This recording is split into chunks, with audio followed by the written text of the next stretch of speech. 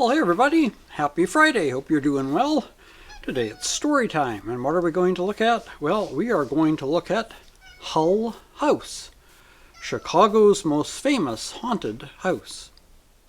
When Charles Hull passed away in 1889, he was a wealthy man who had helped build Chicago from a mud puddle to a metropolis. To Helen Culver, his cousin and business associate, he left an estate worth millions of dollars. Helen Culver took her responsibilities as an heir very seriously. One of her first acts was to allow June Addams, a pioneer in the field of social work, to turn Hull's Halsted Street mansion into a settlement home, a place where the people in the neighborhood, who were mostly very poor, could go to get medical care or a meal, learn English and other skills, and otherwise work to improve their chances of success in their new country. Records are spotty, but 2 or 3 members of Charles Hull's family may have died in the house, after which he abandoned living there altogether. His wife died in her bedroom, and his sons Louis and Charlie are thought to have died in the house as well. After Hull moved out of the mansion, the area around it became the worst neighborhood in the city. Some said that it was more vile than 5 Points in New York City, which Charles Dickens proclaimed to be one of the worst places he'd ever seen. Crime, corruption, drugs, alcoholism, gambling, and prostitution ran rampant, and most residents were living in overcrowded, unsanitary tenements. In 1889, when Addams moved into the mansion, the house was already rumored to be haunted.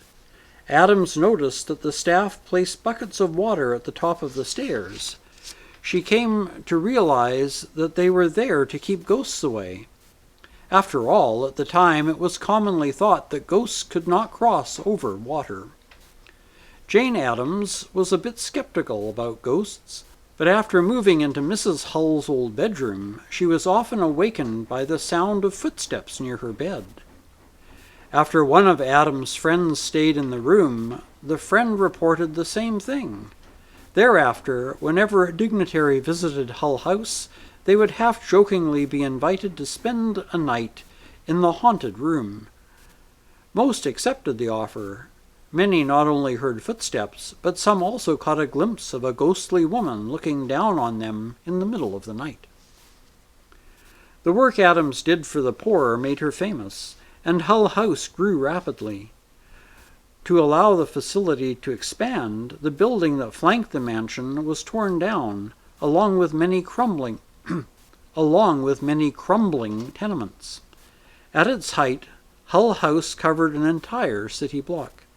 But for all the great works that June Addams accomplished at Hull House, it was still best remembered for the rumor that, in 1913, a devil boy had been born and left there.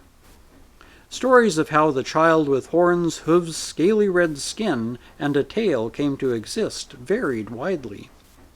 Among the more common explanations was that a Catholic woman had married an atheist, become pregnant, and placed a picture of the Virgin Mary on the wall.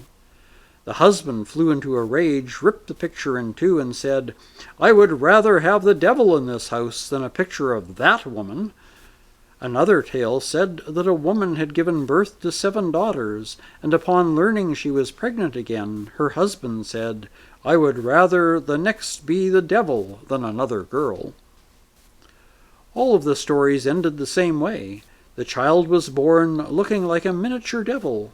In some versions, he would speak fluent Latin. Legend has it that when the father brought the baby to Hull House and approached a priest, the infant jumped out of the man's arms, stole the priest's cigar, and began to smoke it while cursing the priest and displaying a forked tongue. The story may sound outrageous, but Hull House was mobbed with visitors wanting to see the baby. Where the story came from is anyone's guess. Some speculate that a neighborhood baby may have been born with harlequin ichthyosis, a disease that causes humans to be born with red, scaly skin. Adams suggested that perhaps a deformed baby had been born somewhere on the west side, but she also noted that the story could have been 1,000 years old. In fact, one variation of the origin is identical to the story of the Jersey Devil. If such a child did exist, it was never brought to and was certainly never exhibited at Hull House. But that didn't stop hundreds of curious spectators from lining up at Hull House, demanding to see the Devil Baby and offering to pay any cost to do so. To see the way otherwise intelligent people let themselves be carried away by this ridiculous story is simply astonishing, said Adams to the Chicago Examiner. If I gave you the names of some of the professional people, including clergymen, who have asked about it, you would simply not believe me. Adams eventually came to see the episode as a great sociological phenomenon. Many of the neighborhood immigrants had only recently realized that the stories they'd been taught as facts in their home country were regarded as superstitions everywhere else. So they were looking for something that would help them cling to their old beliefs.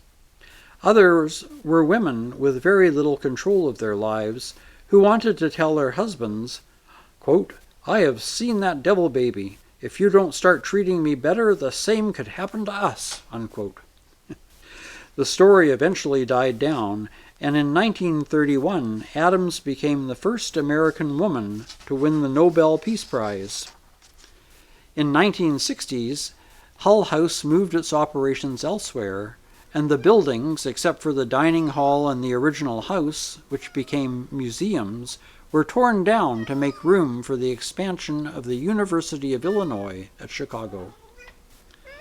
But the stories of the hauntings that predated Adams persisted, and in the 1970s, Hull House became a popular stop on the first ghost tours in Chicago. While a few people still claim to see the Devil Baby, among the most common sightings are the spirits of Mrs. Hull and a young girl whose identity is not known. Children frequently report seeing a woman in a white bonnet in one of the windows. Stranger still are the many photos that have been taken of spectral men in hooded robes.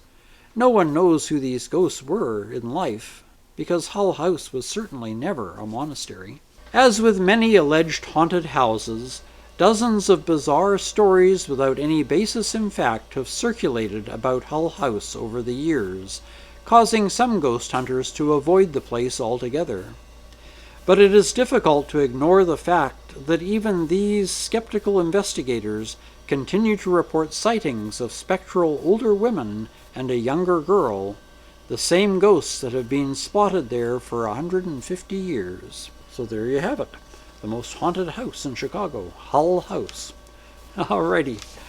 Well, having endured that spooky story, you probably are ready now to endure a groaner?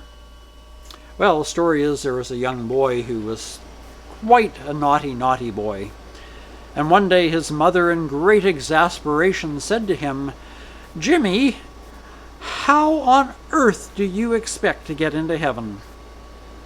Well, after giving it some thought, Jimmy replied, "Well, Mom, I think what I'll do is I'll just keep going in and out and in and out and in and out and slamming the door until St. Peter finally says to me, 'For heaven's sake, Jimmy, are you staying in or going out? Make up your mind.'" Well, there you have it. Well, here's Browen. He came to help out with the storytelling today. I don't know if you heard him meowing in the background. But from Browen and myself and the rest of the family here at Ian Wygath, we wish you a fantastic weekend. We'll see you on Tuesday for Tuesdays with a Pilgrim. Until then, take care, stay safe, and God bless.